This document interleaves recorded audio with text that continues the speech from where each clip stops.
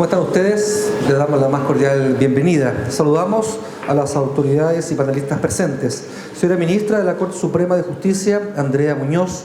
Señor Director Ejecutivo del Centro de Estudios de Justicia de las Américas, CEJA, Jaime Arellano. Señor Presidente del Instituto de Estudios Comparados en Ciencias Sociales y Penales, Alberto Binder. Señor abogado y académico de la Universidad Diego Portales, Juan Enrique Vargas. Señora Ana María Ramos, de la Corporación de Excelencia en la Justicia de Colombia. Señor Javier Monterroso, del Instituto de Estudios Comparados en Ciencias Penales de Guatemala. Señor Alberto Poletti, del Centro de Estudios Judiciales de Paraguay. Y señor Javier Mokritsky, del Instituto de Estudios Comparados en Ciencias Sociales y Penales. Y también saludamos a los participantes del cuarto programa de capacitación para jueces y juezas integrantes de diferentes países de las Américas, como por ejemplo Argentina, Bolivia, Costa Rica, Ecuador, México, Panamá, Perú y Uruguay. Señoras y señores invitados, nos encontramos reunidos hoy en el Seminario Internacional Gobierno Judicial en América Latina, en el cual presentaremos una nueva publicación del Centro de Estudios de Justicia de las Américas. Se trata de Gobierno Judicial, Independencia y Fortalecimiento del Poder Judicial en América Latina, dirigido por el profesor Alberto Binder y también Leonel González. Este estudio de carácter regional sobre el estado de la situación del gobierno judicial en América Latina compila 5 informes locales correspondientes a Argentina, Chile, Colombia, Guatemala y Paraguay, y se encuentran aquí presentes sus autores y autoras. Como instancia inaugural, dejo con ustedes al director ejecutivo del Centro de Estudios de Justicia de las Américas, CEJA, don Jaime Arellano. Muy buenas tardes. Hago míos los vocativos, los saludos que ha hecho Julio, y sin embargo quiero iniciar estas palabras agradeciendo a la Corte Suprema de Chile, en la persona de la ministra del Tribunal Superior, Andrea Muñoz, la coorganización de este seminario, la recepción además en su sede y el apoyo al debate abierto del tema que nos convoca. Igualmente quiero saludar a las y los autores de los casos de estudio que han nutrido la publicación, y en especial a Alberto Binder, a nuestro maestro y guía en muchas de estas lides, autor del estudio inicial que dio marco teórico a la aproximación que han hecho los autores del estudio y que junto a nuestro director de capacitación, Leonel González, dirigieron la publicación que hoy presentamos. El Centro de Estudios de Justicia de las Américas se apresta a celebrar en el 2019 20 años de existencia. Y en este tiempo nos hemos ocupado primero de dar un enfoque de política pública a los procesos de reforma a la justicia penal. Se trataba en su momento de lograr, desde la etapa de diseño, una comprensión integral de los procesos transformativos de la justicia penal para incrementar las probabilidades de éxito. Pero sobre todo se trataba de que los cambios comprometidos en los códigos procesales penales dejaran de ser reformas meramente programáticas para convertirse en transformaciones materiales, actuales, que efectivizaran las promesas políticas implícitas en esas transformaciones.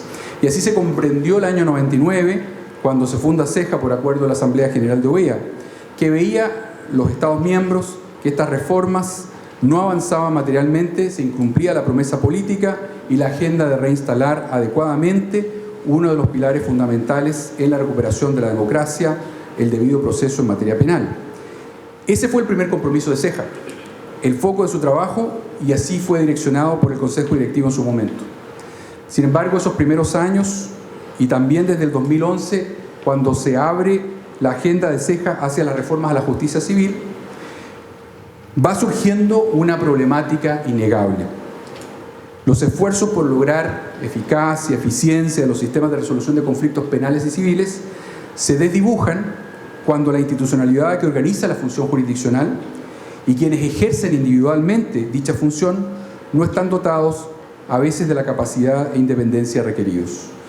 Guardando todas las proporciones, del mismo modo que la aprobación de los nuevos textos procesales no materializaban los cambios necesarios en los sistemas de justicia penal y civil, el diseño, la implementación y el seguimiento de políticas públicas integrales de reforma a estas justicias tampoco logran por sí solas generar dichas transformaciones de fondo si no se cuenta con gobiernos judiciales que satisfagan los estándares que habiliten esas transformaciones.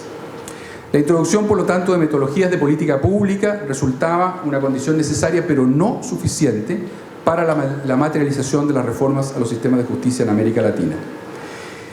Y porque el tema es complejo y sensible, especialmente frente al poder político, en todas las expresiones que uno lo pueda pensar, una vez más, como ya ocurrió cuando estábamos en la última década del siglo XX, no nos estábamos haciendo cargo, nuevamente ya iniciado el siglo XXI, de la cuestión basal para contar con sistemas de justicia como los que necesitamos: la transformación del gobierno judicial.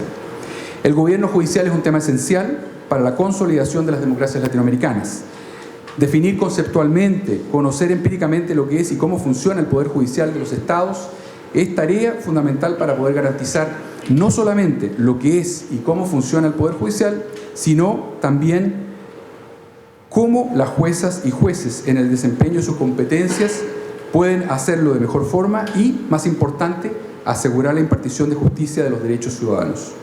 Entonces, la discusión sobre el gobierno judicial incluye una dimensión política, que es una de las que nos va a desarrollar Alberto Binder y que lo hace en su capítulo introductorio al estudio, que trata de la independencia del Poder Judicial frente a otros poderes públicos y grupos de interés particulares, pero además debe considerar una dimensión operativa de la organización, de la actuación de las juezas y los jueces, desde el punto de vista del fortalecimiento de la autonomía funcional de cada una, de cada uno, de la transparencia, de la objetividad de las reglas de selección, nombramiento e incluso el ascenso en la carrera, esta última también una cuestión sujeta a debate hoy en día. La falta de distinción entre estas funciones política y administrativa dentro del Poder Judicial, principalmente las ejercidas por altos cargos dentro del Poder Judicial, genera en nuestra sociedad la dificultad de entender y acercarse a la dinámica de la justicia, y entre los mismos miembros de la carrera judicial el cuestionamiento muchas veces sobre la imparcialidad y la gestión del sistema, especialmente en lo referente al recurso humano. El seminario que hoy estamos iniciando, Gobierno Judicial, Independencia y Fortalecimiento del Poder Judicial en América Latina, rescata este tema que ya se había abierto espacio a mediados de los 90, pero que por las coyunturas políticas específicas de cada uno de nuestros países y de las épocas que vivimos, no logró consolidarse como una piedra en el debate democratizador post-dictaduras. El esfuerzo que presentamos, por lo tanto, retoma y actualiza este debate, en especial desde la perspectiva de los países que han tenido más dificultad en distinguir dentro del Poder Judicial sus funciones de gobierno y las funciones jurisdiccionales, o han estado bajo la presión de la opinión pública, de intereses privados o de los integrantes de otros poderes o funciones del Estado dentro de un marco democrático. El debate en dichos casos enmarca el compromiso de nuestro Centro de Estudios de Justicia de las Américas, CEJA, con una visión integral y sistémica respecto al perfeccionamiento de los sistemas de justicia en América Latina. El estudio, en cambio, no abarca la situación de países que por estos días no separan ni respetan la independencia de la función jurisdiccional desde el gobierno.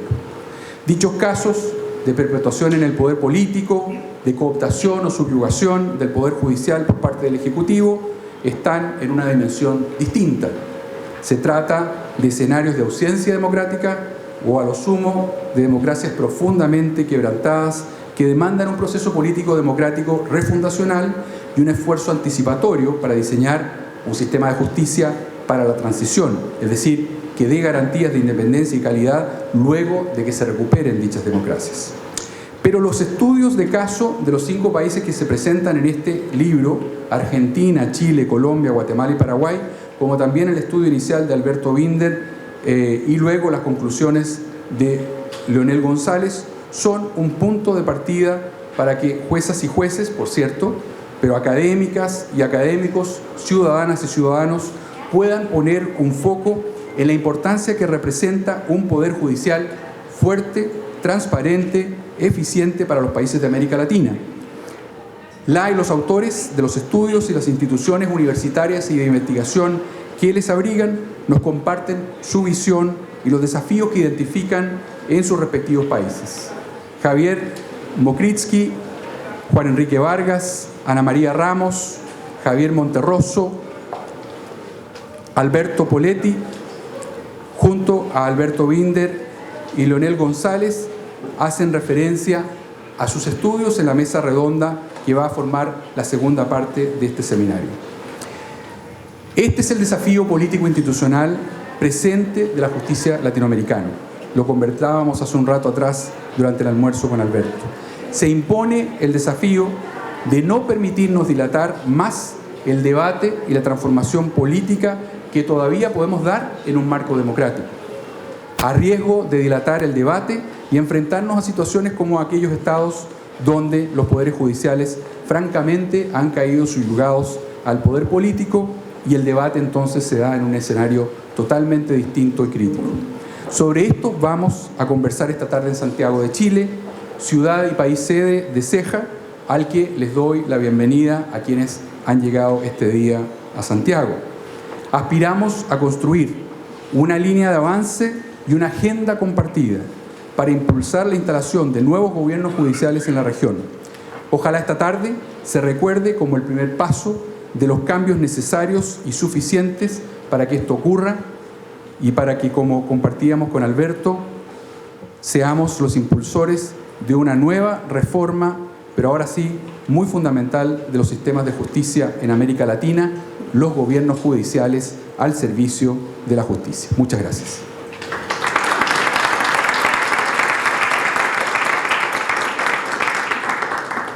Muchas gracias, Jaime. A continuación, invitamos a tomar la palabra a la ministra de la Corte Suprema de Justicia de Chile, Andrea Muñoz.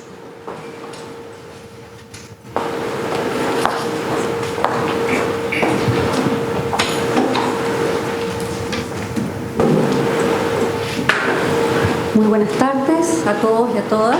Me sumo a los vocativos que aquí ya el maestro de ceremonias ha individualizado.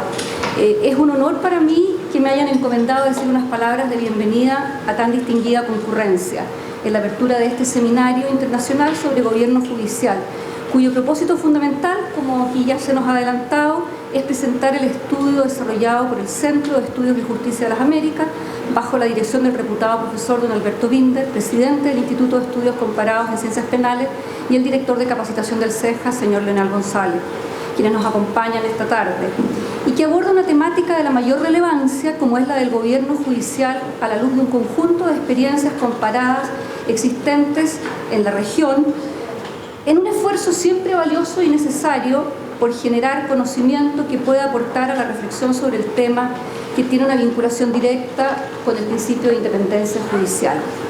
La Corte Suprema chilena abre gustosas sus puertas para acoger a la comunidad académica, a jueces y juezas, profesionales del foro, servidores públicos, organizaciones de la sociedad civil y, en fin, a quienes se interesen por el tema en la puesta en común de esta iniciativa, consciente de que es una cuestión que le concierne directamente y en la cual, atendida, como aquí nos ha dicho el director de CEJA, su complejidad técnica y política, es necesario alimentar el debate y renovar la reflexión, incorporando visiones externas al Poder Judicial, la realidad de otros poderes judiciales de la región, voces de expertos y, por qué no, del ciudadano común, usuario del sistema de justicia, que contribuyan a ir amasando un pensamiento que pueda dar frutos y que permita construir propuestas de cambio necesarios para lograr un Poder Judicial que dé respuesta a los requerimientos de un Estado democrático de derecho.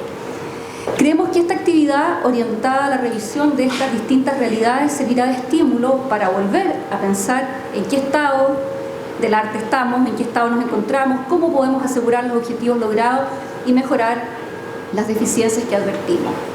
Creo conveniente destacar también que esta vocación reflexiva y analítica que hoy nos convoca, de algún modo es producto de la estabilidad institucional que en la actualidad vivimos, del amplio consenso sobre los pilares de la judicatura en un Estado democrático, social y de derecho, sobre el rol trascendental que tiene para la paz social un Poder Judicial independiente, que no esté sujeto a urgencias y contingencias ni a las interferencias que determinen más allá del derecho el sentido y dirección de sus decisiones.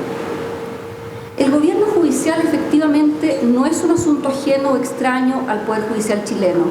El Poder Judicial ha dado importantes pasos para abrirse a esa discusión. Es más, se ha preparado para ese objetivo.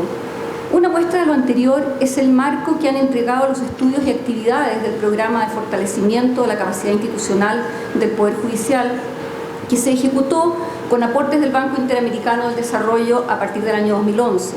El gobierno judicial fue, sin lugar a dudas, uno de los ejes de trabajo más importantes en el contexto de dicho programa. A su amparo, por ejemplo, se adjudicó a la Facultad de Derecho y a la Facultad de Economía y Negocios de la Universidad de Chile la realización del denominado análisis de los mecanismos de toma de decisión y de apoyo al gobierno judicial, presentándose finalmente en el año 2014 una serie de propuestas acerca de las alternativas de un nuevo modelo institucional de gobierno judicial que, además de tener como base una serie de estudios doctrinarios, se sustentó en un sinnúmero de talleres de carácter participativo a nivel jurisdiccional con el objeto de generar espacios de discusión sistematizados sobre los modelos factibles de gobierno judicial. En el mismo sentido, se realizaron seminarios internacionales con el objeto de discutir acerca de temas como carrera judicial y funcionaria, régimen disciplinario y capacitación continua, que son aspectos centrales de toda discusión en torno a la idea de gobierno judicial. La Corte Suprema, reconociendo que no existen parámetros ni criterios claramente establecidos en la Carta Fundamental ni en la ley que definan la manera concreta en que debe llevarse adelante el gobierno judicial, potestad que en nuestro ordenamiento se encuentra radicada en la Corte Suprema y en las Cortes de Apelaciones, ha tratado el tema en diversas jornadas de reflexión, en cuyas instancias regularmente se cuenta con la participación de expertos investigadores sobre las materias tratadas. Fruto de estas reflexiones y en el marco de los estudios a que antes hice referencia, el Tribunal Pleno definió un modelo de funcionamiento de la Corte Suprema a través de comités, en aras a implementar un sistema que permitiera la gestión adecuada para la dirección del Poder Judicial. A tal efecto, acordó crear 3 comités estratégicos, integrados por miembros de la Corte Suprema, que aborden temáticas de modernización, uno, comunicación el otro y personas el tercero, con el fin de asesorar al Pleno, los que más tarde se abrieron a la participación de otros integrantes del Poder Judicial y también de las asociaciones gremiales a través de sus representantes, cumpliendo en la actualidad un rol consultivo en la toma de decisiones en las materias adscritas a cada comité. Como el estudio que hoy se presenta abordará esta realidad nacional, lo que nos permitirá reflexionar sobre sus virtudes y defectos, no me extenderé más sobre el punto, el que solo les comento para ilustrar que el tema no nos ha sido ajeno, aunque estamos conscientes que son medidas de orden interno que en ningún caso cierran el debate. Vale la pena destacar en este encuentro que la Corte se ha pronunciado en el sentido de que le parece necesario que ésta ejerza en forma exclusiva facultades jurisdiccionales, lo que en mi opinión es una decisión que resulta trascendente, agregando que las facultades de gobierno se deben encomendar a un órgano interno del Poder Judicial integrado por representantes de todos sus estamentos. Cuestión esta última respecto de la cual hay en el seno de la misma Corte opiniones en un sentido diverso que se encuentran debidamente registradas en las actas respectivas. Ciertamente sigue pendiente el debate en cuanto a la mejor manera de avanzar en una consagración formalmente decidida como Estado que se pronuncie sobre la forma de organización y funcionamiento no jurisdiccional del Poder Judicial. No quiero extenderme más, pero sí quiero decirles que tengo el convencimiento que como Corte Suprema debemos continuar y renovar esta reflexión y que a pesar de los pasos que hemos ido dando conforme a las facultades que la Constitución y la ley nos entregan para organizar y llevar adelante el gobierno judicial, con las escasas normas que al efecto existen, resulta ineludible un eventual pronunciamiento del legislador para adoptar una decisión soberana sobre la materia, proceso de largo aliento en el que indiscutiblemente este tipo de estudios resultan fundamentales para tener a la vista más y mejor información, brindándonos experiencias comparadas de aplicación de diversos modelos de gobierno judicial en la región que nos permitan analizar con serenidad y sin urgencias escenarios probables frente a diversos cursos de acción, poniendo en el debate una plataforma seria de proyección. Pues bien, a nombre del Pleno de la Corte Suprema y de su presidente, les doy una cordial bienvenida a todos ustedes y en particular a nuestros expositores, a quien ya es hora que pasemos a escuchar. Muchas gracias.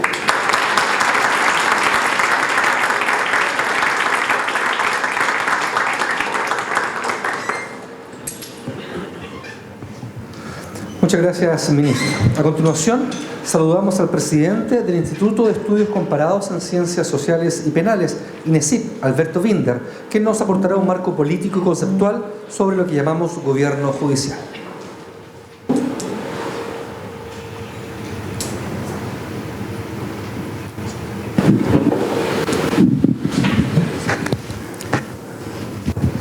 Bien, buenas tardes a todos.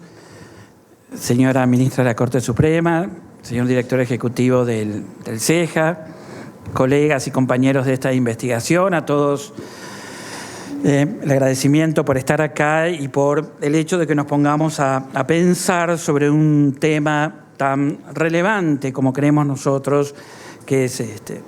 Como aquí se dijo, y quiero rescatar esta primera idea, de los tres grandes temas que se plantean al inicio de la discusión, llamémosle, de la nueva democracia que se empieza a instalar a mediados de los 80 y principios de los 90 en distintos países de América Latina.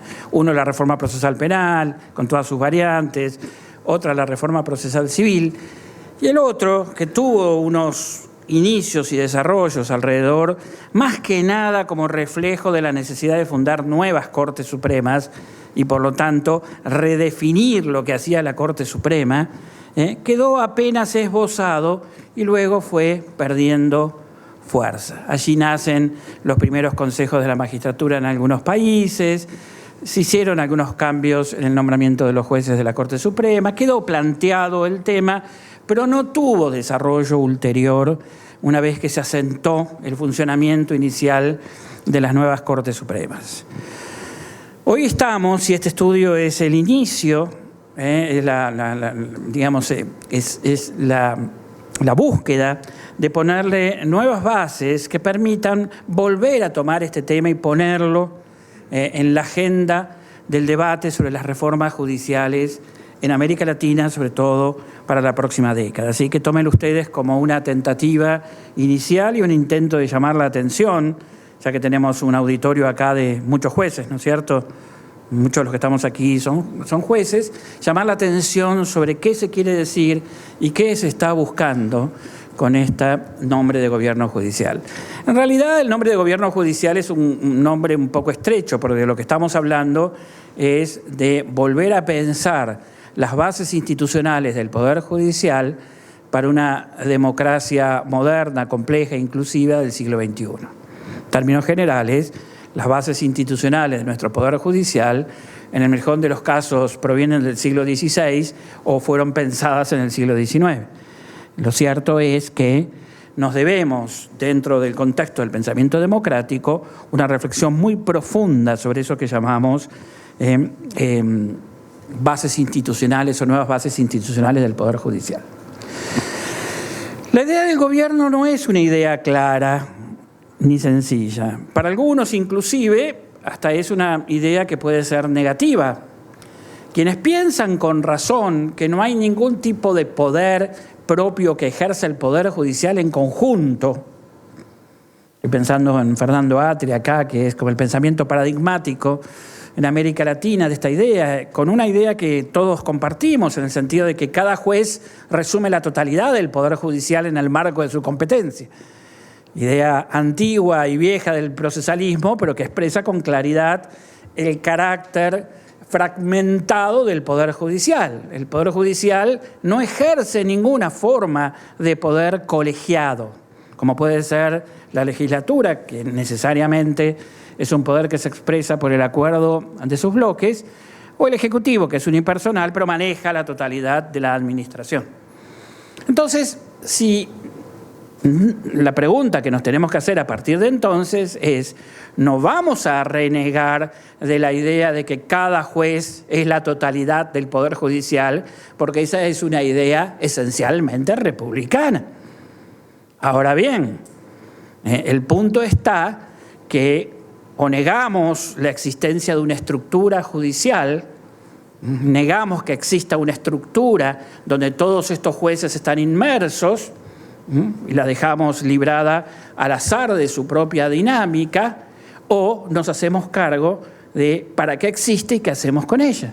Ese es el primer punto. Yo no creo que no hay nada en el pensamiento anterior del carácter unitario y fragmentado del ejercicio del Poder Judicial que nos impida preguntarnos para qué existe una estructura judicial.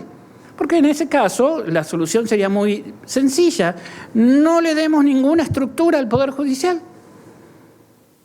Lo que necesitamos es que cada juez ejerza con independencia su judicatura y que el resto lo manejen otros. ¿Por qué tenemos que darle autonomía a la estructura del Poder Judicial? ¿Por qué históricamente se le ha dado estructura al Poder Judicial? Si no respondemos esta pregunta y no nos hacemos cargo, ¿qué hacemos con esa estructura una vez creada? Y todos los que están acá ejerciendo de jueces ejercen en el marco de una estructura, ¿no es así? De un Poder Judicial que existe como sector del Estado, aunque no ejerza en sí mismo, no tenga ninguna atribución de poder propio de ese sector, sino solamente el de los jueces. Y yo creo que ese es el problema, porque entre quienes quieren negar esto como un tema que no existe, o quienes tienen una mirada estrictamente moral de este problema, en última instancia de lo que se trata es el juez, la independencia del juez es un caso particular de moral pública, digamos. Así como puede existir el funcionario honesto, el juez honesto, moralmente honesto, alcanza para preservar la independencia judicial y por lo tanto de lo que tenemos que hablar es de la moralidad del Poder Judicial o de la integralidad del carácter íntegro del ejercicio de la judicatura como un problema moral.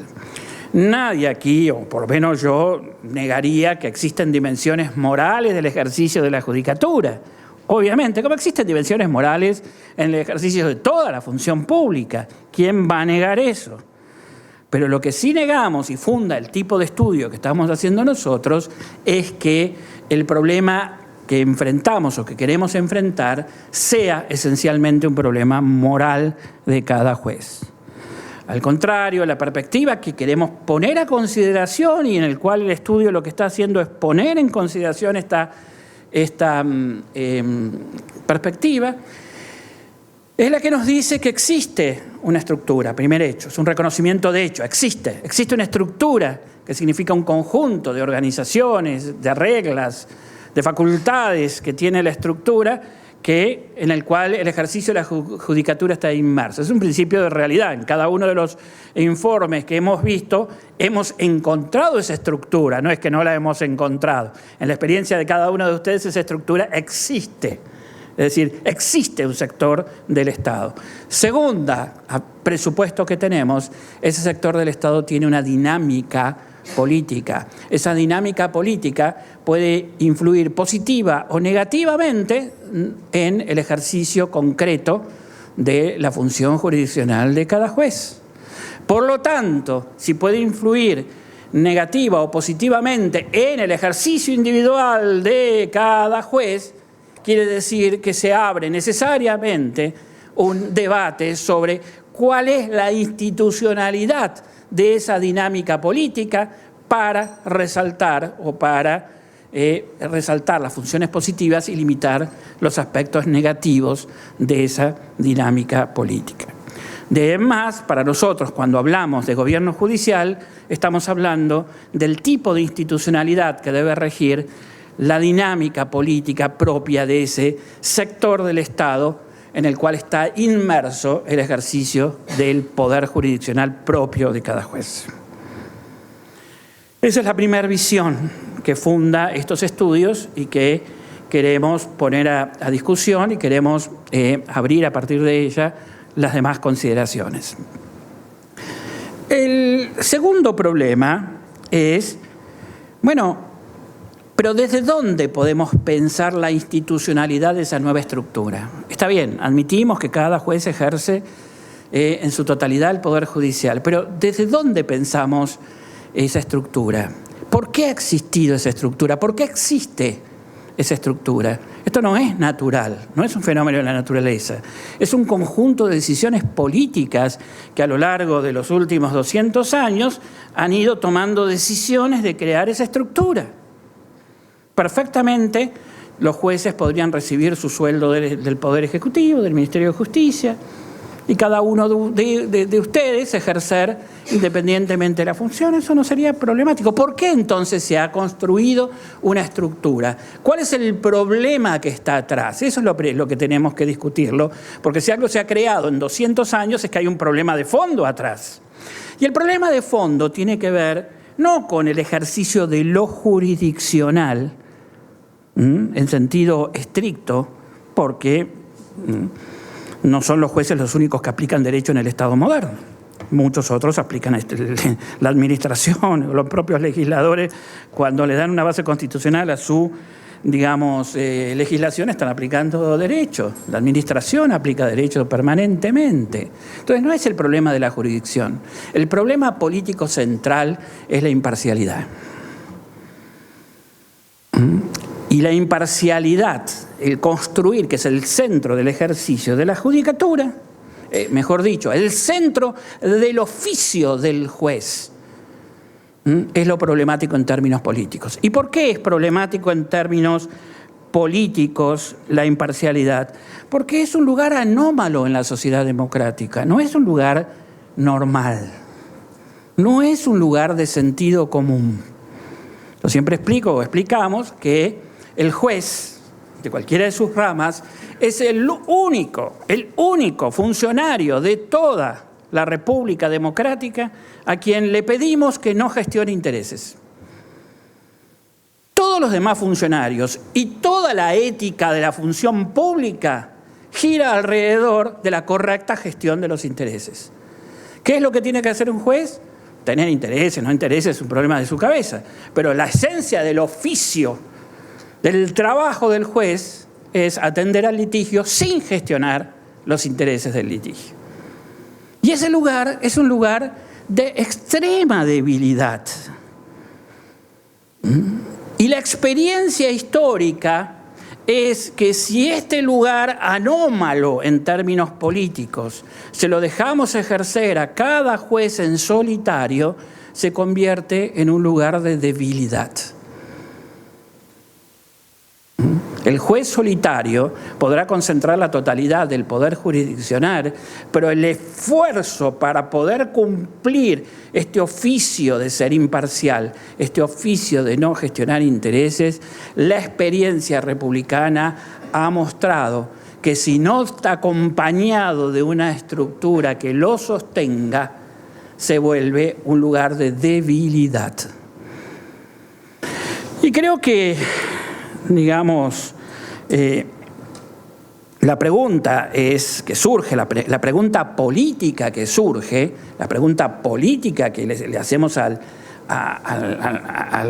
derecho constitucional y a la historia constitucional y a la historia política es: ¿necesitamos defender la posición de imparcialidad del juez para que no sea una posición de debilidad, sino de fortaleza, dado que las probabilidades de que sea mal interpretada, mal entendida o atacada por el conjunto social son grandes? Y sí. Yo creo que ahí la respuesta es clara, sí. Tenemos que generar una determinada estructura que saque al juez del ejercicio solitario de la jurisdicción para sentirse apoyado por una estructura que le ayude a ser imparcial, que sostenga la imparcialidad. Y ustedes me dirán, y esto se ha logrado imperfectamente, es decir, esto que comenzó siendo un fundamento se convirtió en una trampa, porque es luego la estructura lo que más atenta contra el ejercicio poderoso de la imparcialidad. Y sí, esa es la historia, y no va a ser la primera historia de las distorsiones institucionales en nuestra región. Claramente. Pero eso nos obliga hoy a volver a poner sobre la escena el fundamento de la razón de ser de la estructura judicial. Y sin ninguna duda, la razón de ser de toda la estructura judicial es defender la imparcialidad de cada juez, es generar las mejores condiciones institucionales para que el juez pueda ser imparcial. Fíjense que todos los que hemos trabajado intensamente en las reformas procesales nos dimos cuenta que esta discusión sobre las bases institucionales se volvía un poco abstracta si el nicho de trabajo del juez, es decir, todo aquello que hace a su entorno de trabajo cotidiano, no le permitía ser imparcial.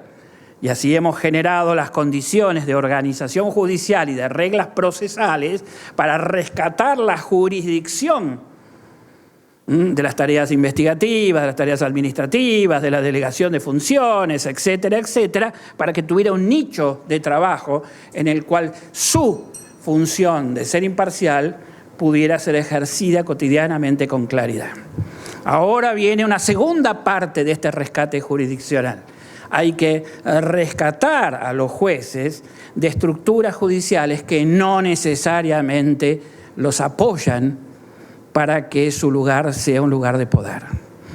Y si ustedes me preguntan, aquí también hay una decisión también muy de base. La pregunta está, ¿queremos tener jueces poderosos o no? Yo en esto no tengo dudas, yo quiero tener jueces poderosos, jueces trabajando con transparencia, jueces, pónganle todos los calificativos, pero finalmente poder de la ley, poder de la judicatura son dos caras de una misma moneda. Y poder de la ley no es poder de la estructura, es poder del juez en esa posición especial. ¿Para qué? Aquí ya entraríamos en la fenomenología que todos conocemos, las amenazas de las interferencias políticas. Han aparecido nuevas amenazas que se filtran a través de las amenazas de interferencias políticas, que son las amenazas de los poderes fácticos. Los poderes fácticos hoy día generan un entorno en el cual el ejercicio de la imparcialidad del juez es muchas veces muy complicada, las interferencias internas. Solamente piensen en esta queja permanente que tienen los jueces sobre la influencia de los medios de comunicación, en tanto hay una parte que es no ser transparente, no querer rendir cuenta, que no es admisible, pero hay otra parte donde sabemos que los medios de comunicación son empresas, grupos económicos que están permanentemente operando sobre la imparcialidad de los jueces. Y como a los que trabajamos en el Poder Judicial permanentemente, los jueces me dicen, mira, yo conozco las reglas, ya sé que no tengo que preguntar, ya sé que no tengo que ayudar al fiscal, pero el punto central es muy simple. A la segunda absolución me echan. Y no es que la estructura judicial me va a defender, digamos, por más que sea impecable mi trabajo por ejemplo, en no aceptar la acusación.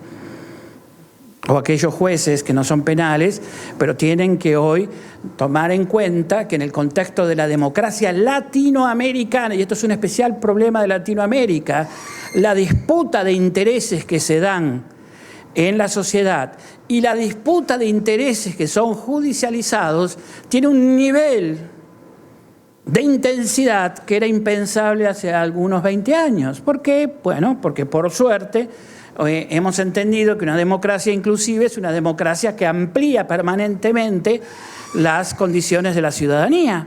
Y las condiciones de la ciudadanía, los derechos, salvo que uno tenga una imagen mágica de los derechos, cuando a mí me conceden un derecho, y me han concedido en los últimos 20 años muchos derechos, significa básicamente dos cosas. Uno, que si es un derecho ya es una preocupación pública. No es una preocupación privada, de los ámbitos privados de la sociedad civil, es una preocupación pública. Y segundo, que tengo un ticket de entrada al sistema judicial para pelear por la fuerza de mi derecho. Sería mágico pensar que un derecho viene con su fuerza ya inscripta. La fuerza la consiguen los propios litigantes, los propios movimientos sociales que han conseguido derechos, la propia ciudadanía. Pero esa fuerza de los derechos se juega en un nuevo espacio en América Latina, que es el espacio judicial. Que ustedes me dirán, ¿esto no es igual en otros países? No, no es igual porque las tensiones son iguales en distintos países. El mundo desarrollado tiene otra forma de resolver estas tensiones que no es lo que hoy día es propio de América Latina. Entonces, la pregunta es, ¿para qué necesita el juez la estructura judicial? Muy sencillo, para que le genere las condiciones de fortaleza para poder ejercer claramente su función de imparcialidad. Para eso la necesita, para ninguna otra cosa. Cuando nosotros aquí en esta investigación de lo que estamos tratando de definir es cuál es el objetivo del gobierno judicial. Y el único objetivo razonable, profundo, el primero, el de base, es el juez necesita la estructura judicial para que lo ayude a ser independiente, pero no independencia por sí mismos, sino con la independencia como un camino de fortaleza hacia el ejercicio de la imparcialidad como lugar anómalo en el sistema político.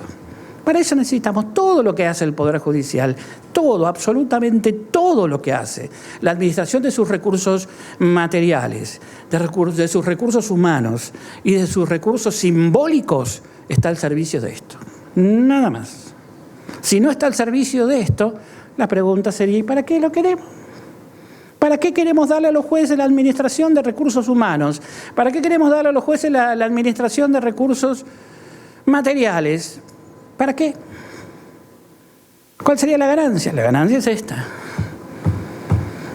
El sector, la autonomía del Poder Judicial, la autonomía del manejo de los recursos humanos, materiales y simbólicos está al exclusivo servicio de la fortaleza del ejercicio de la imparcialidad de cada juez. Este es el fundamento, y este fundamento hay que volver a discutirlo con toda claridad, porque si no nos perdemos en tecnicismos. No hay ninguna otra razón, a mi juicio, por la cual se le haya creado en los últimos 200 años un sector especial de autonomía dentro del Estado al conjunto de los jueces. Que esto se distorsionó en una forma colectiva de ejercicio de poder o en una forma comisarial, como dice Atria, de ejercicio del poder. Bueno, eso es tradición inquisitorial, y la tradición inquisitorial es la creación de una maquinaria que no tiene nada que ver con la justicia republicana y nada que ver con la independencia judicial. Porque nosotros creemos que la independencia judicial es algo intrínseco a la idea de juez. En los modelos inquisitoriales existe el juez, pero no existe nada que tenga que ver con la independencia judicial. Son maquinarias al servicio de otra cosa, es decir, una maquinaria que aplica la ley, y normalmente la ley como infracción, es decir, como desobediencia en el conjunto de una nueva territorialidad, que es lo que aparece cuando aparece el Estado moderno. Entonces, dado que tenemos este problema de todas estas amenazas, la pregunta ya se vuelve a clarificar, ya sabemos por qué necesitamos esta estructura judicial. Pero yo le agregaría un nuevo elemento que es muy propio de los nuevos tipos de democracias masivas, complejas, inclusivas que tenemos, que es lo que llamaría la permanente erosión de la legitimidad.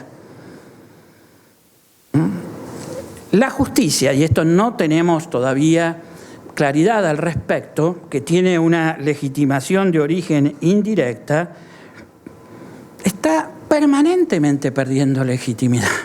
Aquello que decían los viejos procesalistas, bueno, es claro, en cada pleito hay uno que se queja, hay uno perdidoso.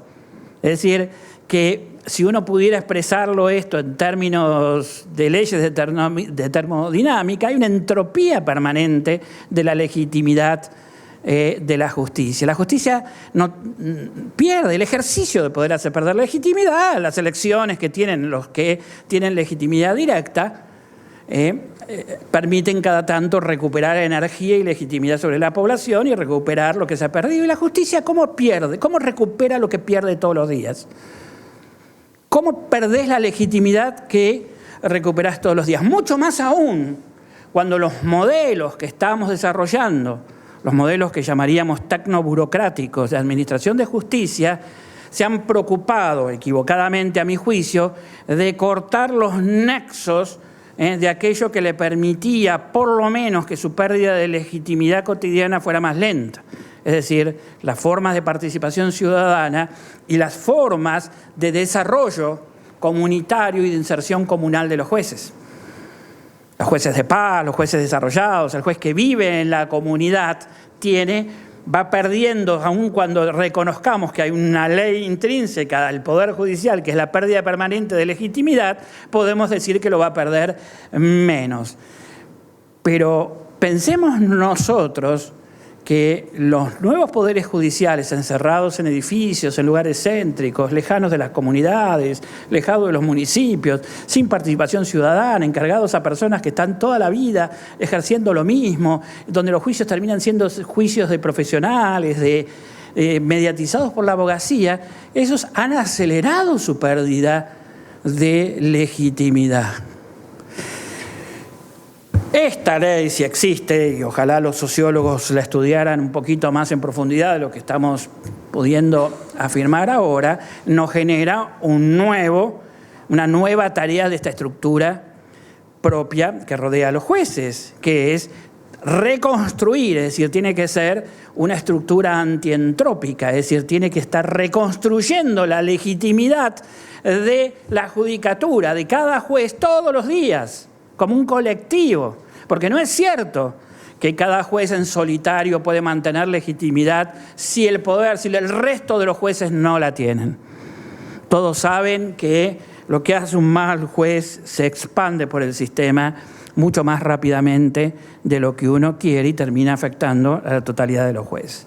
Entonces, ahí ya podemos asignar las dos grandes tareas que tiene un sistema institucional del Poder Judicial. Uno, defender de un modo directo o indirecto y bajo todos los recursos posibles el ejercicio fuerte de la imparcialidad como lugar anómalo dentro del sistema político.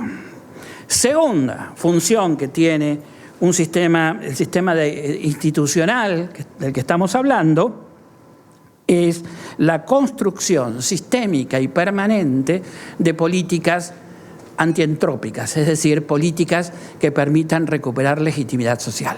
Y es por eso que le damos a esta estructura de los jueces recursos humanos, recursos materiales, recursos simbólicos. Ahora, en este tipo de razonamiento, y voy ya avanzando rápidamente para que después puedan en el panel discutir sobre los problemas ya más concretos que hay en cada uno de esos países, la pregunta es, si estas son las funciones de la estructura judicial, ¿quién tiene que manejarla? Esa es la pregunta, ¿quién tiene que manejarla? Y la respuesta que se ha dado tradicionalmente por una tradición histórica contraria a las razones que venimos diciendo es alguna cúpula. Una cúpula que puede ser la Corte Suprema, una cúpula que puede ser el Consejo de la Magistratura, pero alguna cúpula. Yo tengo pocas ideas claras sobre cómo tenemos que construir el gobierno judicial de esa estructura, es decir, le llamamos gobierno judicial al manejo de esa estructura para cumplir esas finalidades, no otras, pues no tiene otras legítimas. Pero lo que sí tengo claro es que nuestro Poder Judicial no tiene futuro en términos de fortalecimiento y legitimidad social si esa estructura sigue siendo manejada cupularmente. Si esa estructura la manejan las Cortes Supremas, los tribunales superiores, los consejos de la magistratura. Eso es lo único que tengo claro. Digamos, no lo puede manejar un poder concentrado porque va en contra de la esencia de las razones por las cuales le hemos dado esa estructura a estos jueces. Ahora, de ahí en más, si esto es así, desde ese lugar podemos fundar una crítica muy fuerte a la actual institucionalidad. Pobre, estoy retando a la ministra que reconoció que la Corte Suprema tiene que concentrarse en lo jurisdiccional y está muy bien, pero son muy pocos los ministros de nuestros países que reconocen esto. Si uno les pregunta, la mayoría de ellos le dicen, quiero más. Así tipo, ¿cómo se llamaba el personaje del Señor de los Anillos? Gollum. La administración. Puedo dar licencias. Y bueno, es el poder del anillo, digamos. No, la mayoría de nuestros ministros van a decir, no, quiero tener más poder, quiero poder administrar más, quiero por esto. El poder concentrado descubierto que en esta democracia donde los intereses son más, cada día más fuertes, hay que no mantener fuertes a los jueces, sino que hay que mantenerlos disciplinados. Y acá yo no entiendo por qué los jueces no dan esta pelea más fuerte. Porque lo que está en juego es eso, un lugar de fortaleza individual de los jueces o un poder de disciplinamiento desde la cúpula de los jueces. Pero es más claro que el agua. Y es raro encontrar asociaciones de magistrados también. Yo hago como los curas que retan a los que van a misa en vez de retar a los que no. Está muy mal, digamos. Porque Hay acá gente de asociaciones de magistrados que me consta que ha dado esta pelea, pero hay muchos jueces que no dan estas peleas. ¿Por qué? Y bueno, porque como todo sistema de disciplinamiento y sumisión, mueve muchos más intereses. Y la dinámica política de ejercicio concentrado del poder no es una dinámica absolutamente autocrática. Tiene una forma de ejercicio feudal donde las distintas tribus judiciales participan de alguna manera en esos equilibrios que conducen a el rey final que va a administrar todo esto, que como es colectivo permiten los acuerdos de tribus.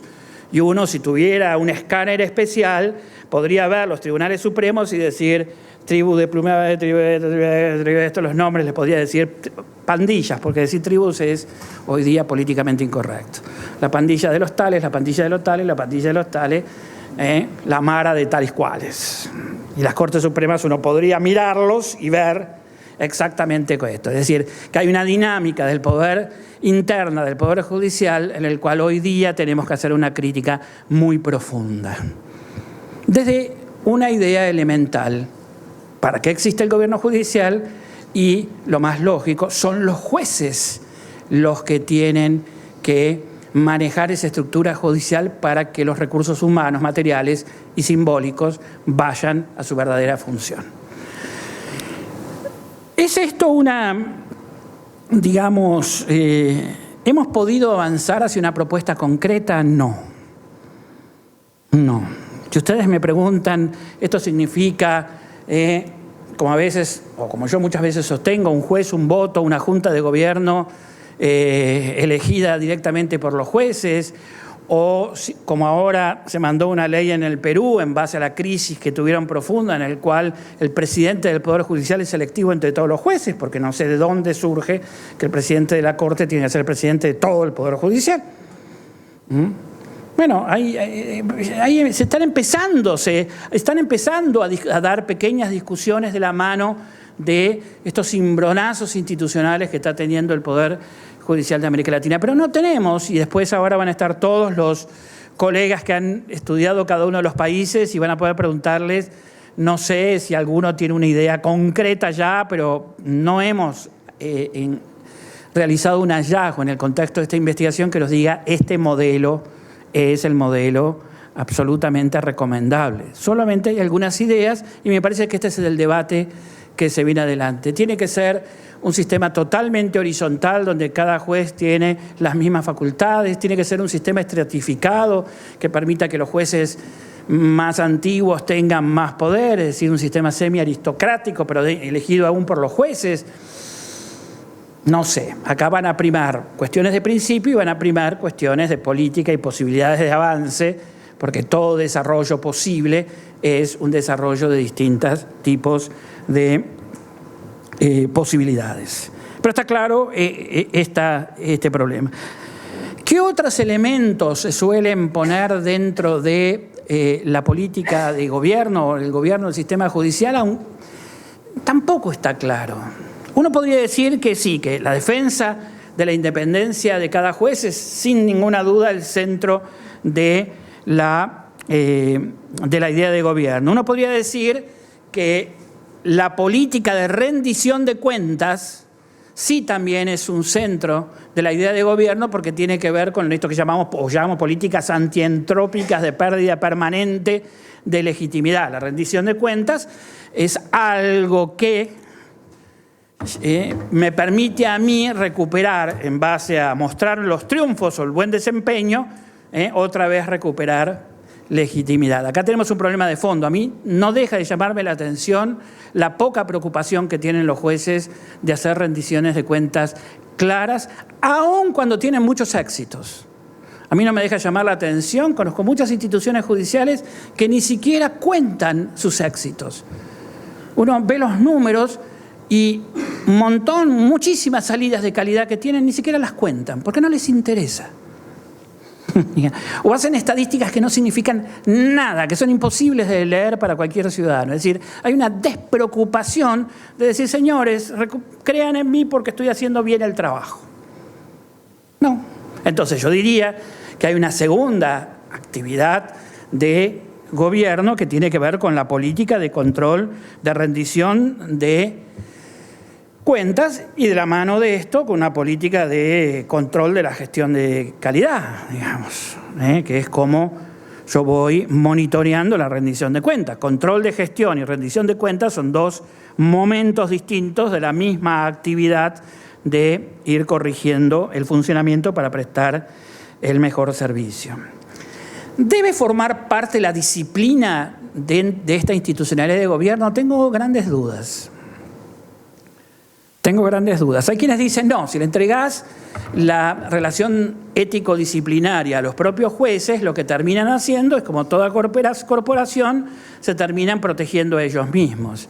Y pareciera que este es un argumento de fortaleza. Obviamente tampoco deberían estar afuera, pero pareciera que el sistema disciplinario no tiene la misma fundamento y la misma razón de ser que en los otros problemas estrictamente de gobierno. O sea, hay un vínculo que hay que seguir investigando para ver cómo organizamos el sistema de control disciplinario, que no debería ser uno de los controles importantes. Hoy día pretendemos hacer control de gestión a través del control disciplinario y esto nunca funciona, digamos. Porque el control disciplinario o el control ético son más bien controles excepcionales, controles que deberían conmover a todo el sistema, no estas supervisiones disciplinarias que se usan como control de gestión. Pero tengo bastantes dudas sobre si el problema disciplinario tiene que serlo. Lo que claramente no forma parte del gobierno es el nombramiento de los jueces. Cualquier sistema de cooptación, es decir, cualquier sistema en los cuales los mismos jueces se nombran a sí mismos, es una rémora corporativista que nada tiene que ver con una república democrática. Aquí vamos a tener siempre, en una república democrática, nos guste o no nos guste, el nombramiento final de todo funcionario público lo tienen los representantes políticos. Podemos hacer 1000 formas para que los representantes políticos tomen decisiones bien fundadas, es decir, no por cuoteos políticos. Sin ninguna duda, hoy día necesitamos que, dada la función anómala del juez en el sistema político, estas decisiones sean todos. No vamos a hablar acá de la importancia del nombramiento de los jueces, pero el nombramiento de los jueces no puede quedar en manos de los propios jueces bajo cualquier forma que pensemos de estructura de gobierno, aún la más democrática que pensamos. Aquí entran en relación dos problemas, que es el nombramiento inicial y la carrera judicial, que en mi opinión, hoy día en la fenomenología del gobierno judicial están totalmente mezcladas, y eso lo van a poder ver en muchos de los informes, pero en el futuro tenemos que separarlo totalmente. Y tenemos una grave crisis acerca de cómo estabilizamos, cómo resolvemos la ecuación estabilidad, idoneidad en los sistemas de nombramiento. Es algo que no hay claridad. Nosotros en Argentina, con el carácter inamovible de los jueces, tenemos un gran problema, porque genera inmovilismo y debilidad y sumisión, más que todo lo contrario, que era lo que se quería generar, pero tampoco podemos irnos a sistemas de cuoteo y nombramiento parlamentario cada 3-4 años. Esta es una fórmula que todavía hay que seguir estudiando y discutiendo, pero no tiene que ver, en mi opinión, sobre el gobierno, si bien hoy está mezclada, porque forma parte del manejo de una estructura totalmente distinta. ¿La política de comunicación tiene que ser parte del gobierno? Sí, forma parte de esto que yo llamo políticas antientrópicas. Ahora, no veo por qué, como ocurre en mi país, la Corte Suprema tiene que manejar toda la política de comunicación de todos los jueces federales, por lo menos. Como si esto no fuera algo que atañe a cada uno de los jueces, y la mala o buena comunicación de las decisiones y de cómo se relacionan con la comunidad no fuera un problema general. Y hay otros problemas, que es el tema de el tema de la representación política, lo que hablábamos, si el presidente tiene que ser nombrado o no, o es el jefe del Poder Judicial, tiene que ser el jefe de la Corte Suprema, que esto apela a un tipo de gobierno colectivo, comisarial, una configuración del Poder Judicial que no es republicana.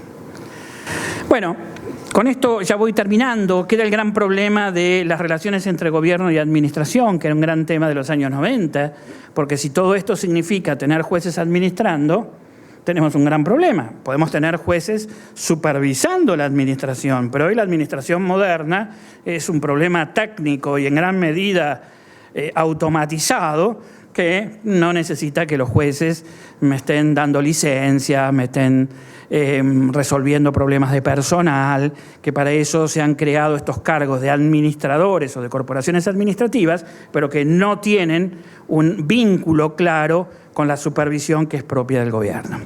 Para terminar, ven ustedes que no he señalado grandes claridades acerca de cuál es el modelo de institucionalidad al cual tenemos que ir.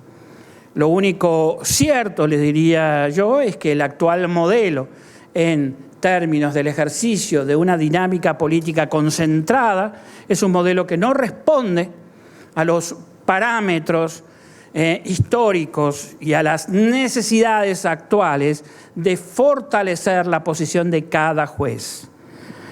Muchos de los esfuerzos que hemos hecho para reconstruir la lógica de funcionamiento de la justicia más importante, que es la justicia de primera instancia, luego se ven alterados, modificados por las relaciones internas del manejo actual de la estructura.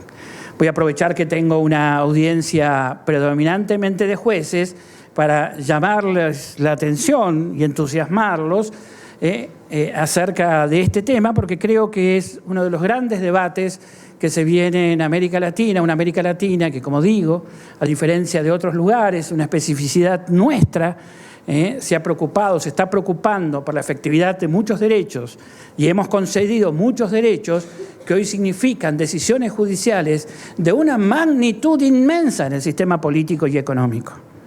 Y pedirle en ese contexto de intereses intensos y cruzados que el juez ejerza su oficio de un modo transparente, atendiendo al litigio, porque no hay buen juez sin un buen litigio, eso es algo que tenemos que entender definitivamente, y al mismo tiempo ejerciendo con claridad su oficio de no gestionar intereses, es un lugar tan difícil como indispensable para el desarrollo de nuestras repúblicas democráticas. Bueno, muchas gracias.